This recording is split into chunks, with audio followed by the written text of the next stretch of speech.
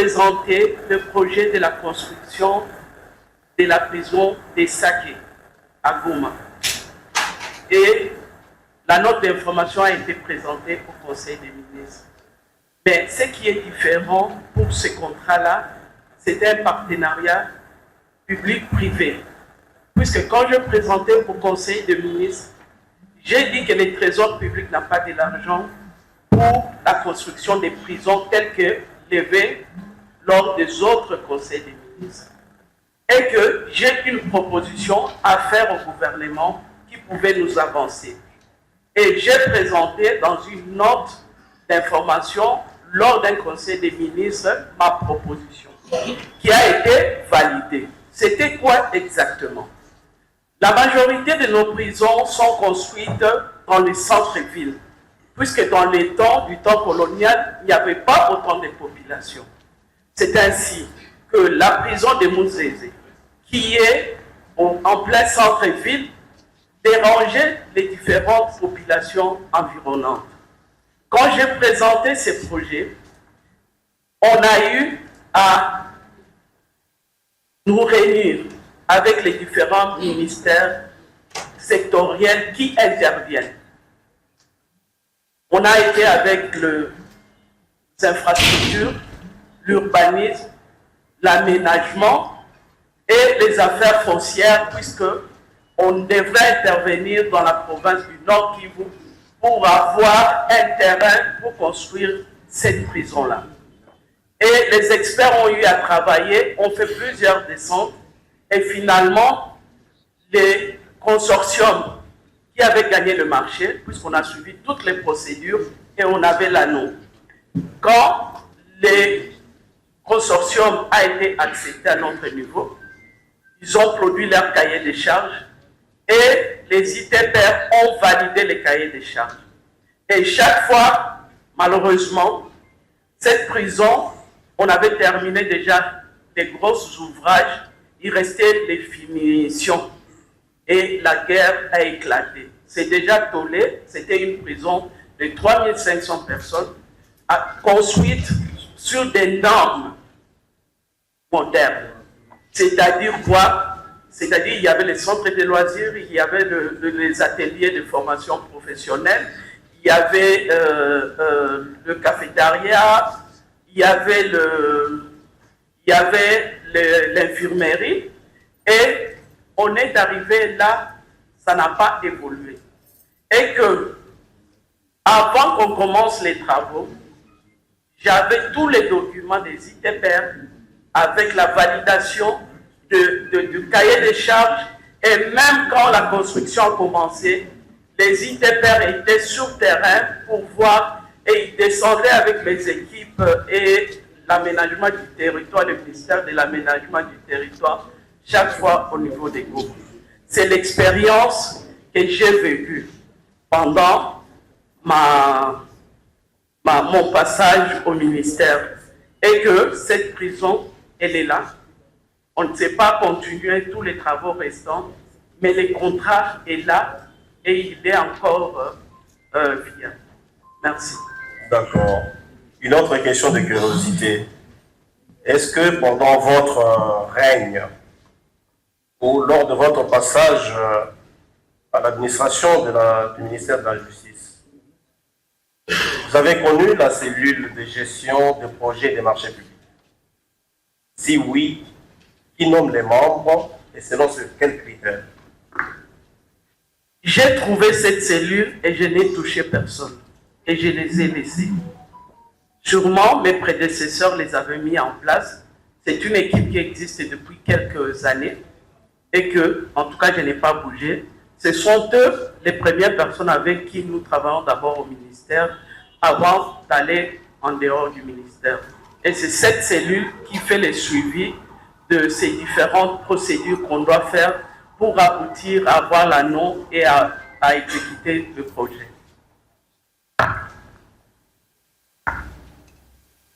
Enseignante, la construction des prisons, c'est une question sécuritaire, oui ou non? Ça, c'est la première question. Et la deuxième, à votre départ du gouvernement, vous avez laissé à peu près combien dans le corps du gouvernement et celui de Frivao.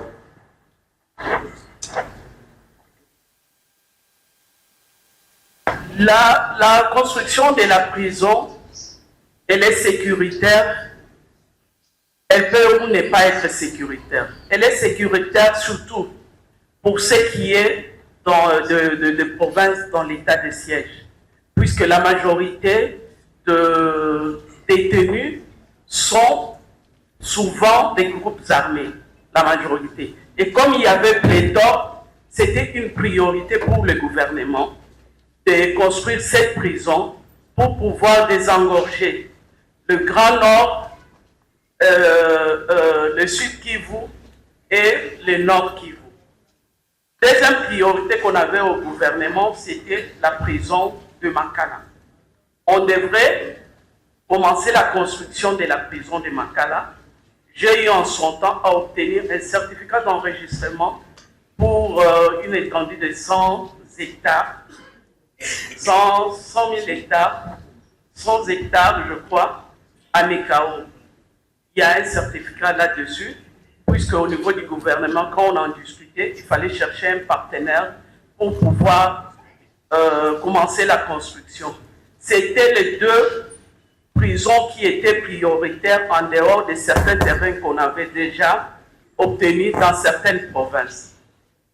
Maintenant, par rapport à la question de monsieur le juge concernant Frivao, combien j'avais laissé dans les comptes du gouvernement? Plus de 8 millions. Je n'ai pas les chiffres en tête, ça fait plus d'une année. Mais je crois que le relevé bancaire peut faire fi du montant exact. Bien, s'il n'y a pas d'autres questions.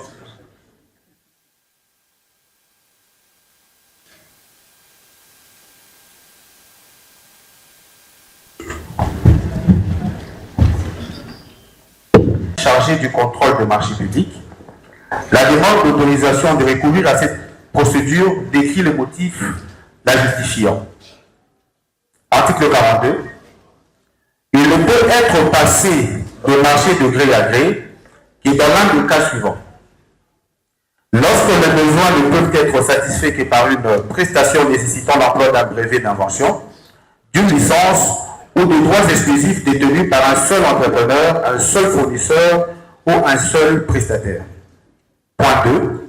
Lorsque le marché ne peut être confié qu'à un prestataire déterminé pour des raisons techniques ou artistiques. Point 3. Dans le cas d'extrême urgence, pour les travaux, fournitures ou services que l'autorité contractante fait exécuter en lieu et place de l'entrepreneur, du fournisseur ou du prestataire défaillant. Point 4. Dans le cas d'urgence impérieuse motivée par des circonstances imprévisibles ou de force majeure ne permettant pas de respecter les délais prévus dans les procédures d'appel d'offres nécessitant une intervention immédiate. Point 5. Lorsqu'il s'agit de marchés spéciaux définis aux articles 44 et 45 de la présente loi. Je finis avec la disposition de l'article 43 avant d'expliquer. Les marchés de gré à gré ne peuvent être passés qu'avec des entrepreneurs, fournisseurs ou prestataires de services qui ont l'expertise requise ou ont exécuté des travaux analogues dans le passé et acceptent de se soumettre à un contrôle de prix spécifique durant l'exécution de prestations. Il indique notamment les obligations comptables auxquelles l'attributaire est soumis. Évidemment, le principe est tel que pour passer à un marché public, il faut le passer par appel d'offres. L'appel d'offres a toutes ses variantes. À part l'appel d'offres, ça veut dire là quand on atteint le seuil, parce que le seuil de passation, je vais commencer par excusez-moi, le seuil de passation de marché public est requis comme ceci. À partir de, avec l'actuel arrêté du ministre du budget, je peux me tromper, je crois que l'appel d'offres commence à partir de 200 millions de francs congolais. Lorsque le montant estimatif du marché a atteint 200 millions et un peu plus, on passe le marché par appel d'offres. C'est ça le principe. Lorsque le montant du marché est en dessous de 200 millions, on procède à ce qu'on appelle la demande de cotation, la consultation de fournisseurs, qui consiste dans une comparaison de factures pro forma. Alors, le marché de gré à gré est une exception à ce principe. L'exemple qui est donné à l'article 42, quand quand vous prenez le point A, c'est le cas où vous avez par exemple, admettons, on va dire, nous sommes la DGDA, nous avons de véhicules de type Toyota Land Cruiser type missionnaire. Et qu'on a au moins 20 de nos véhicules qui connaissent des problèmes des moteurs. Mais on ne va pas mettre dans ces véhicules-là des moteurs d'autres types. On ne peut remettre que des moteurs du type adapté au véhicule. Raison pour laquelle on parle du brevet d'invention et de licence, du licence ou de droits exclusifs détenus par un seul entrepreneur. Alors le point 2, on vous dit, on peut recourir au marché des gré à gré lorsque le marché ne peut être confié qu'à un prestataire pour des raisons techniques ou artistiques. Je vais donner un autre exemple de ce côté-là. On prend par exemple le jardin de la primature, où il y a des bustes de chaque premier ministre qui sont passés au niveau de la primature, et nous savons tous que celui qui l'avait, qui a érigé ce buste-là, c'est le feu Liolo. Donc au jour d'aujourd'hui, s'il était vivant, pour des raisons artistiques, on peut dire que ce soit encore lui qui le fasse pour ceux qui sont en train de venir après. Troisième exemple, dans le cas d'extrême urgence, pour les travaux fourniture, l'autorité compétente fait typiquement place de l'entrepreneur fournisseur ou titulaire défaillant. C'est connu dans notre droit qu'un entrepreneur défaillant qui est en faillite ne peut pas exécuter le marché parce qu'il est en faillite. Puisque pour exécuter le marché public, le plus important, c'est que l'entrepreneur doit dire, déjà quand il présente son offre, il dira qu'il dispose d'un chiffre d'affaires. Puisqu'il dispose d'un chiffre d'affaires, donc il doit d'abord, parce que le point c'est que lui doit d'abord exécuter, et ensuite on le paye. C'est ça le principe. Évidemment, l'exception, c'est qu'il peut avoir 4 ou 5 ou 10 marchés déjà en train d'exécuter, et qu'il n'a pas de liquidité, dans lequel cas, il peut solliciter une avance des démarrages. Je vais expliquer ça si vous posez la question là-dessus. Alors, lorsque un titulaire de marché qui exécutait déjà un marché a été déclaré titulaire défaillant par la faillite, déconfiture, tout ce qu'on veut, et bien dans lequel cas, l'on peut conclure un marché de gré à gré pour continuer l'exécution de ce marché qui revêt un caractère d'extrême urgence. Et le quatrième point, c'est le cas d'urgence impérieuse. Exemple simple, un ravin. On se réveille un beau matin, il y a un ravin qui s'est annoncé et qui commence déjà à détruire nos maisons. On ne va pas attendre qu'on fasse la procédure de passation de marché public, parce que pour vous dire vrai, une procédure de passation de marché public normale va de 90 à 180 jours, rien que pour la passation de marché. C'est de 90 à 180 jours. Donc, vous comprenez que 90 jours, ça veut dire 3 mois à 6 mois. Pour une procédure normale, rien que la procédure de passation, là, je ne parle pas de l'exécution. Donc, dans lequel cas, lorsqu'il y a un ravin qui s'annonce, on ne va pas faire 3 mois de procédure, alors qu'il y aura des maisons qui seront en train d'être englouties par le ravin. Raison pour laquelle il est prévu qu'on puisse recourir également au marché des gré à gré, et on évoquera dans ce cas-là d'urgence. Alors, cinquième point, c'est lorsqu'il s'agit de marchés spéciaux. Le marché spéciaux, c'est tous les marchés qui touchent, je vais dire, à la défense nationale, à la sécurité intérieure. Exemple simple, on veut acheter des armes pour la guerre. Donc, dans lequel cas, on est en guerre, si on doit acheter des armes, on ne va pas recourir à la procédure de passation au marché public. C'est vrai que quand vous lisez la disposition qui concerne le marché spéciaux, on vous dit qu'il faudrait que le Premier ministre puisse prendre un décret qui va fixer la procédure en rapport avec le marché spéciaux. Voilà. Alors, ce qui est vrai, c'est qu'il faut répondre pour passer le marché de gré à gré.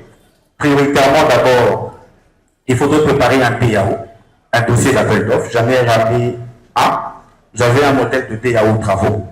Donc, il faut préparer d'abord un DAO en premier lieu. Et dans ce DAO, il faut spécifier, donner on appelle ça comment, des spécifications techniques ou les prescriptions techniques des travaux qui doivent être exécutés. Alors, pour arriver à faire cela, préalablement, il faut lancer d'abord un marché des prestations intellectuelles pour recruter soit un consultant, soit un bureau d'études qui va définir les prescriptions techniques, les spécifications techniques du marché que vous voulez passer. Une fois que on a défini ces spécifications techniques, vous venez, vous le mettez dans votre DAO travaux. Mais si vous avez un expert qui le fait déjà à l'interne, ce n'est pas un problème, parce qu'il y a des cellules, comme par exemple les cellules de l'infrastructure. s'ils ont des experts à leur niveau, ils peuvent déjà préparer leur spécification technique. Ce n'est pas interdit aussi. Alors, dès que vous préparez cela, vous le mettez dans votre DAO. Vous définissez les conditions sur lesquelles les entrepreneurs devront concourir au marché. Ces conditions sont connues. Il y a des conditions d'ordre juridique. Les conditions d'ordre juridique sont liées à l'existence du marché, plutôt à l'existence de l'entreprise. Combien d'années d'existence, sa constitution, ses statuts, tout ce que vous voulez. Deuxième condition, c'est les conditions d'ordre... Oui. Vous êtes allé très vite. Ah, ok, d'accord. Vous dites qu'il faut au départ un DAO. Il faut un DAO. Bon. Les greffiers retiennent quoi DAO? À 1 milliard de francs congolais. Pour le marché des prestations intellectuelles, marché de valeur supérieure ou égale à 500 millions de francs congolais. J'écoute. Ah, je reviens d'abord au seuil d'appel d'offres national avant d'expliquer. Article 2. Les marchés publics d'un montant correspondant au seuil ci-dessous font l'objet d'un appel d'offres national. Pour le marché de travaux, fournitures et services courants, marché de valeur supérieure ou égale à 100 millions de francs congolais. Donc, ça c'est l'ancien seuil. Le nouveau c'est autour de 200 millions. Donc c'est l'ancien seuil. J'attends qu'on m'envoie le nouveau. Je vais appeler tout à l'heure comment on va le. Donc ce que je veux dire c'est quoi? Le seuil de passation de marché public, il faut le prendre à 3 niveaux. Il y a le marché, le seuil de marché public d'un montant inférieur au seuil fixé. Le seuil actuel c'est 200 millions de francs congolais. Donc il ne faut pas prendre en compte cet arrêté, il y a un autre arrêté qu'on va montrer tout à l'heure. Donc 200 millions de francs congolais pour le marché de travaux, fournitures et services. À partir de 200 millions de francs congolais, on passe à un appel d'offres national. Les marchés en dessous de 200 millions de francs congolais, pour le marché de travaux, fournitures et services, c'est ce que j'ai appelé la demande de cotation ou consultation de fournisseurs. Ils consisteront dans une, on va dire quoi là, dans la consultation d'au moins 3 fournisseurs. Pour le marché de prestations intellectuelles, le seuil est fixé à 100 millions. Au regard de l'arrêté actuel, 100 millions de francs congolais. Ça veut dire que le marché en dessous de 100 millions de francs congolais, uniquement pour le marché de prestations intellectuelles, on va faire la consultation de fournisseurs, on va dire la consultation de prestataires. Là, on en consulte au moins 5. Mais les marchés en dessous de 100 millions feront l'objet, on va dire par accident, appel d'offres. Mais là, on dit, on va faire un avis à manifestation d'intérêt. Maintenant, de 200 millions pour le marché de travaux, fournitures et services, 100 millions pour le marché de prestations intellectuelles, avant d'atteindre pour le marché de travaux, fournitures et services 16 milliards de francs congolais, nous sommes dans ce qu'on appelle l'appel d'offres national. À partir de 16 milliards de francs congolais, le marché est passé par l'appel d'offres international. Et ce que j'ai dit encore à nouveau, c'est que le marché de gré à gré ne répond à aucun de ce principe-là.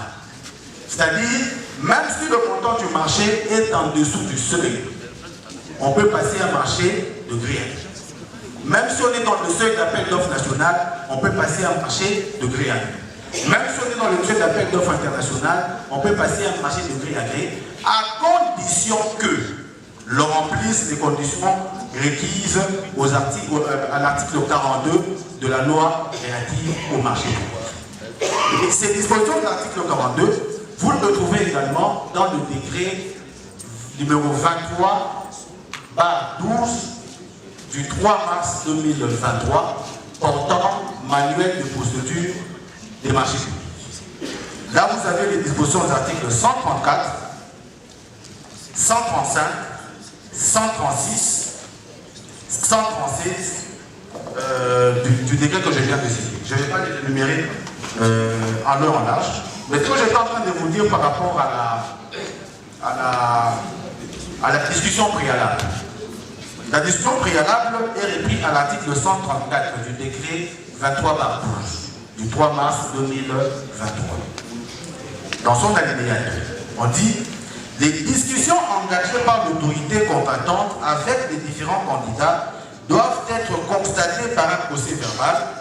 Il en est de même des négociations réalisées avec les candidats retenus. » Donc, autrement dit, avant de passer à marché de gré à gré, il faut qu'il y ait une discussion préalable. C'est ce que je suis en train de dire. Voilà. Est-ce dire que pour le marché de gré à gré, on prend une seule entreprise ou on peut prendre plusieurs activités? Ça dépend de l'étendue du marché. Ça dépend de l'étendue du marché.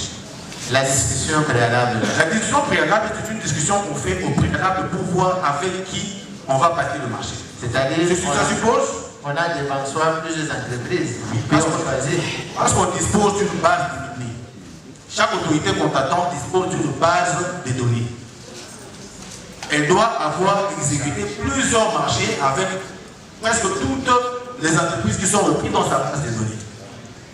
De telle sorte que lorsqu'elle veut passer un marché, puisqu'on ne va pas passer par appel d'offres ouvert, donc on va consulter sa base de données pour en choisir au moins 3 ou 4 qui pourraient répondre aux conditions du marché. Et à ce moment-là, on va engager une consultation individuelle, une discussion individuelle avec chacune de ces entreprises pour voir avec laquelle on estimerait passer le marché. Et on dit, de par ces dispositions, que cette discussion préalable doit être couverte par un PV.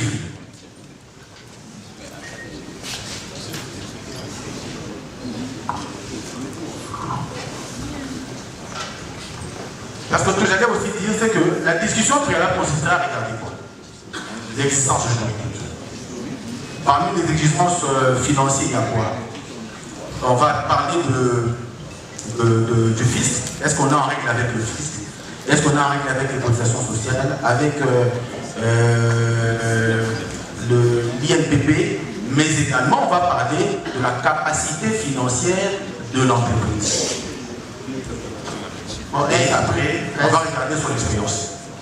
Est-ce que pour un marché prenant de 29 millions, quelque chose, peut-on, dans un premier temps, puisqu'on donne une espèce de avance au moment, lorsqu'on libère d'un coup 19 millions, quelque chose, est-on dans les normes selon la procédure? On ne peut pas être dans le norme quand on agit ainsi.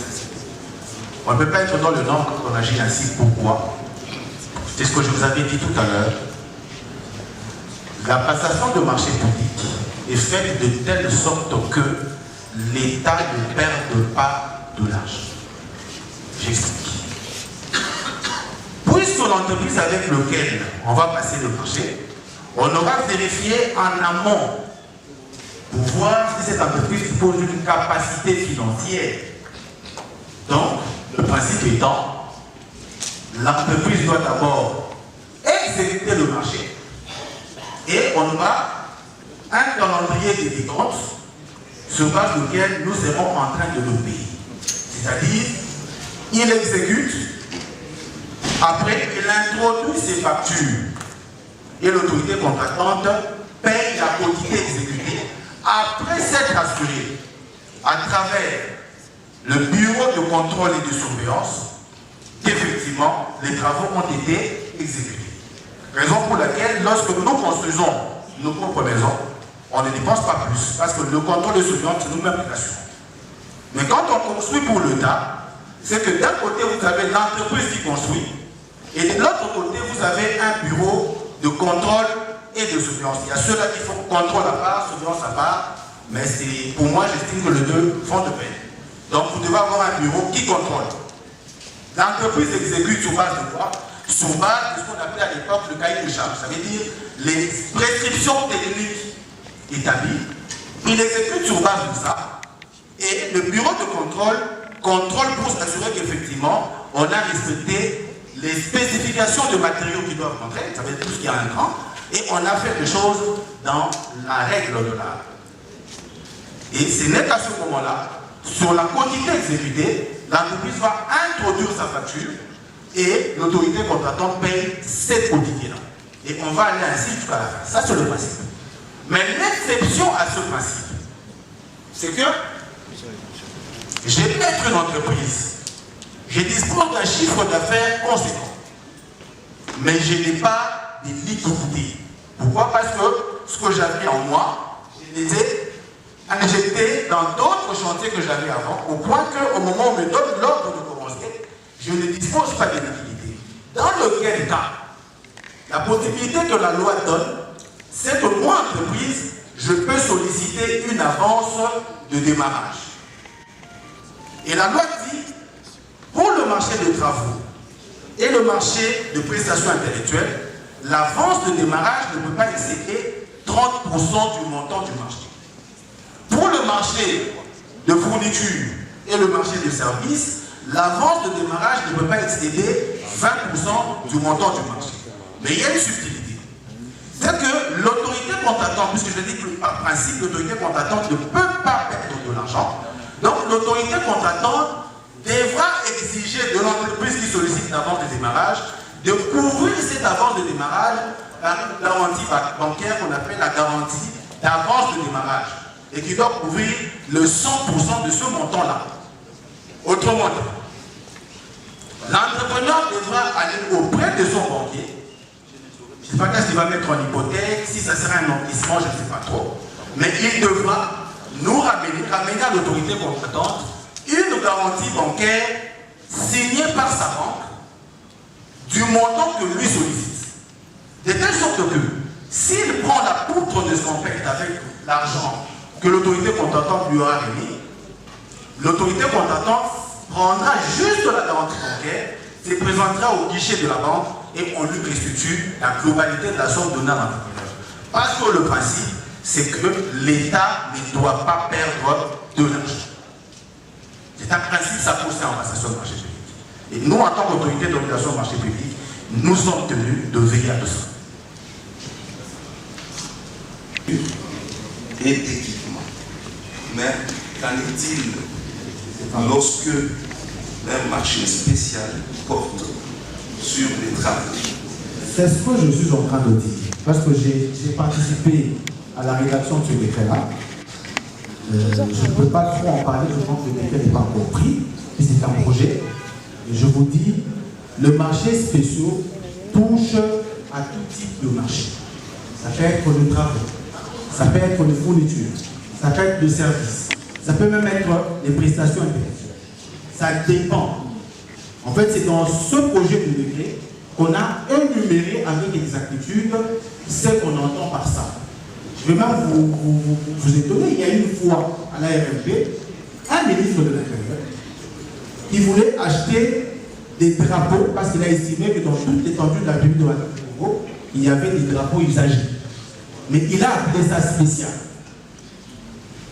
À l'époque, j'étais chef de division de la réglementation, nous étions obligés de le recadrer. De démontrer que celui-là n'est pas un marché spécial. Les drapeaux, en quoi il est spécial? Au fait, le problème, c'est quoi? Je vous ai dit tout à l'heure là, que le constat amer fait au niveau de l'RMP, c'est que la République démocratique du Congo passe beaucoup plus de marchés de gré à gré que de marchés par appel d'offres. Ce qui constitue un handicap assez énorme. Pourquoi? Parce que le principe, la règle, c'est l'appel d'offres. Le gré à gré, si on en trouve 20 ou 30%, ça se comprend bien. Mais du moment que le gré à gré dépasse le marché passé par appel d'offres, c'est qu'il y a un problème. C'est ce que moi je veux dire, c'est qu'il y a un problème. Alors, celui qui vient pour nous dire on va acheter de drapeaux pour toute l'étendue de la République du Congo, il appelle spécial. En quoi il appelle spécial? En quoi c'est spécial? Raison pour laquelle vous avez la DGSMP, vous avez la RMP.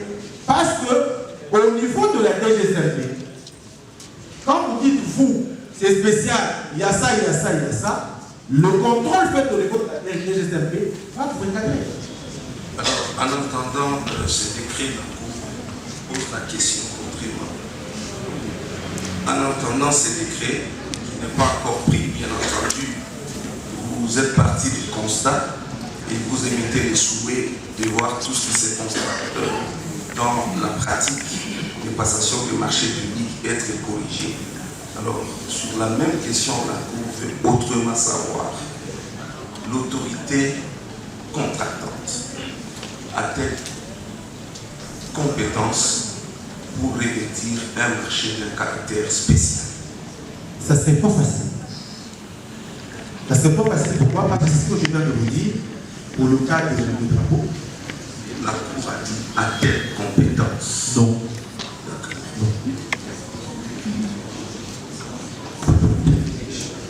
Bien, une autre question de la Cour. En fait, On est bien sûr la réponse que vous avez déjà donnée, mais nous voulons être sûrs que cela, c'est que nous devons être. Alors la question là, où est la différence? Est-ce que l'autorité compétente peut-elle passer outre les avis de sa cellule de gestion des marchés publics? Oui, parce que c'est des choses qui arrivent, mais c'est un abus. Il faut que je dise ouvertement, c'est un abus. Un abus. Un abus, et j'explique. Nous venons de dire, la loi nous dit que dans chaque structure de l'État, il faut qu'il y ait des syndicats. C'est le seul organe attitré pour passer le marché. Alors quand vous passez outre la cellule, qu'est-ce que vous faites? Donc c'est une situation anormale. Anormal, oui, vraiment anormal. Okay. Et nous, quand on arrive dans le cadre de notre mission d'audit, quand nous constatons cela, nous le relevons comme une anomalie. C'est un constat amer, malheureusement. C'est une anomalie. Parce qu'il n'y a que la cellule de gestion de projet de notre public qui est habilitée à passer le marché. En dehors d'elle, il n'y a aucune autre. Aucune autre. Et généralement, ce qui est constaté dans la pratique, c'est qu'il y a des pairs qui passent le marché en dehors de leur cellule. Et conséquence logique, vous allez retrouver des cas où il n'y a pas de PPM, il n'y a pas ceci, la politique n'est pas respectée, à tel point, à tel point. C'est ça la réalité. Le constat que nous faisons, c'est ça, au quotidien. Ok, alors, y a-t-il des sanctions prévues par la loi? Des sanctions prévues par la loi en matière? Oui. Les sanctions prévues par la loi relative au marché public, vous le trouvez aux dispositions des articles, je crois, 79, 80 à 81. Par rapport à cette attitude-là, de passer outre. Oui, j'en avais. Nous, quand on fait notre mission, parce qu'il y a deux types de sanctions prévues. Ce sont des sanctions administratives et il y a des sanctions pénales. Ça veut dire, la loi relative au marché public ne prend que trois infractions. Conflit d'intérêt, prise illégale, conflit d'intérêt, prise illégale, et puis délit illicite. Il n'y en a que trois. Mais en dehors de ce trois, le code pénal livre 2 est appliqué. Alors maintenant, pour les sanctions administratives, il y a deux attitudes que prendra l'ARMP dans ce cas. Lorsque une autorité administrative, politico-administrative ou administrative tout simplement, commet une faute administrative dans la prestation du marché public, l'ARMP, après enquête, dès lors qu'elle constate qu'il y a effectivement une faute administrative, elle saisit l'autorité supérieure à celui qui a pris la décision pour qu'il soit sanctionné sur le plan administratif. Mais si la faute commise constitue une infraction, dans lequel cas, l'ARMP peut rester en justice, ça veut dire l'ARMP mènera cette investigation à l'interne, parce qu'au sein de l'ARMP, nous avons des officiers de police judiciaire à compétence restreintes, uniquement dans la prestation de marché public. Ils saisiront le parquet, et le parquet sera maître de l'action publique. Il peut associer la justice que cela est nécessaire.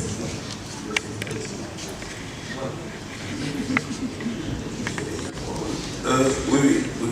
Sur le même point, parce que vous êtes en tant qu'expert, donc expérience d'expert, la violation, comme vous l'avez expliqué, de certaines procédures, même alors non suivies de sanctions prévues, parce que vous avez dit que pour certaines violations, quand on n'observe pas certaines prescriptions de la loi sur le marché, celle-ci est peut-être lacunaire, n'a pas prévu des sanctions. Mais la Cour, vous êtes dans votre expérience sur le marché public, ces différentes violences procèdent-elles forcément de l'ignorance de la loi ou de certains détails que tout le monde ne peut pas maîtriser parce que c'est une matière nouvelle, ou bien vous avez connaissance de certaines violations qui dénotent d'un souci de prendre des intérêts ou de mettre ces intérêts privés en conflit avec les intérêts de l'État. Merci. Oui, merci beaucoup. Ce qu'il faut d'abord retenir, c'est qu'avec le nouveau décret de 23 par la bouche, l'ARMP a aujourd'hui la possibilité de suspendre une procédure de prestation de marché public, entacher l'illégalité, ou carrément de l'annuler. Mais maintenant, le comble, c'est quoi? Pour suspendre ou annuler, il faut que l'ARMP ait l'information. Du moment que le marché est passé, sans que l'ARMP puisse avoir l'information sur le marché, conséquence logique, c'est que nous apprenons après coup. Mais si l'ARMP capte une information en amont, analysant le fait, constatant qu'il y a des irrégularités flagrantes, nous sommes en possibilité soit de suspendre, soit d'annuler la procédure en cachet. Alors, vous n'avez pas exactement répondu à la question. La Cour a voulu savoir si de votre expérience, parce que de vos explications, on peut bien noter que tous ces dispositifs conçus dans la loi sur le marché public tendent à moraliser la vie publique, n'est-ce pas? Moraliser la vie publique, parce que c'est des intérêts colossaux, c'est des sommes d'argent que l'État doit décaisser. Mais alors, de votre expérience, est-il arrivé que des irrégularités constatées tendent à mettre en conflit les intérêts d'une autorité contractante avec les intérêts de l'État ou tendent à la prise d'intérêt? Les deux cas de figure étant des infractions dans la loi sur le marché. Oui, effectivement. Ce que vous dites est vrai, dans la mesure qu'il est également aussi constaté dans la pratique, effectivement, le fait que vous relevez.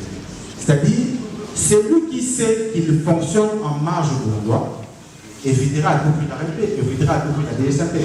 C'est ça le constat. Si on est en marge de la loi, on ne viendra pas enregistrer le contrat pour permettre à l'ARMP de faire ses statistiques et demain venir. Parce que quand on fait des statistiques, on le fait pour nous permettre de faire ce qu'on appelle l'audit annuel de marché. Et cet audit annuel, c'est un audit indépendant. Et à travers cette mission d'audit indépendant, il se peut qu'on trouve deux choses. Donc celui qui a l'intention de cacher, c'est ce que moi je pense, ne viendra jamais à l'ARMP. Ne viendra jamais, ni pour enregistrer son contrat, ni pour la suite de la procédure. C'est comme ça que vous avez remarqué, je vous le dis, je ne préfère pas citer de quelques cas de figure que nous avons, parce que nous sommes par devant votre cours. Ce qui est vrai, c'est qu'il y a des cas que nous avons constatés, et deux cas, ce sont des cas vraiment, c'est beaucoup plus de cas. Maintenant, on va rencontrer un peu plus de. Ok, on va poser une autre question. C'est en rapport avec les discussions, la discussion préalable. Alors, prenons l'hypothèse d'une entreprise qui a déjà exécuté un marché. Donc là, il n'y a plus avec l'autorité contractante un premier contrat. Mais dans le second contrat, toujours en matière de construction des bâtiments, cette entreprise n'est pas retenue. L'entreprise qui a déjà eu à exécuter n'est pas retenue. Mais une entreprise qui n'a presque pas d'expérience sur la matière, qui n'a pas prouvé son expérience sur la matière, a été retenue. Vous, comment vous analysez cette façon de faire? Oui, c'est une mauvaise façon de faire. Parce que les marchés publics ont un double but. Le premier but, c'est que le marché public doit conférer à l'État des biens et services de qualité. Il faut permettre à l'État d'obtenir de biens et services de qualité. Et de l'autre côté, du côté des opérateurs économiques, ça leur permet aussi de faire quoi? D'accroître leur chiffre. C'est ça l'utilité du marché. Bon,